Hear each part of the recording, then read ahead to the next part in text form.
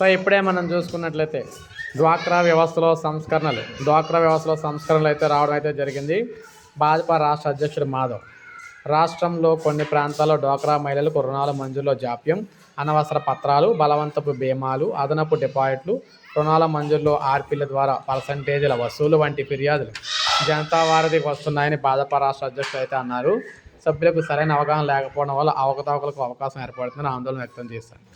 బలవంతపు బీమాలు, అనధికార వసూళ్లపై జరిపిన విచారణ జరిపి చర్యలు తీసుకోవాలని ఒక ప్రకటనలో ప్రభుత్వాన్ని అయితే కోరారు.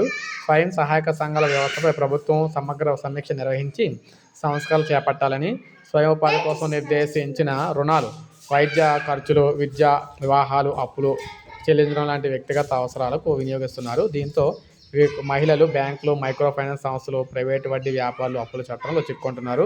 డ్వాక్రా ఉత్పత్తులకు బ్రాండింగ్, మార్కెటింగ్, ఈ కామర్స్ అవకాశాలు లేకపోవడంతో ఆశించిన ఆదాయం దక్కడం లేదు. డ్వాక్రా సంఘాలపై స్వతంత్ర సామాజిక ఆడిట్ నిర్వహించాలి. ప్రతి సంఘానికి ఆడిట్, అకౌంటింగ్ విధానం, పారదర్శకత డాష్బోర్డ్ ఏర్పాటు చేయాలని కోరారన్నమాట.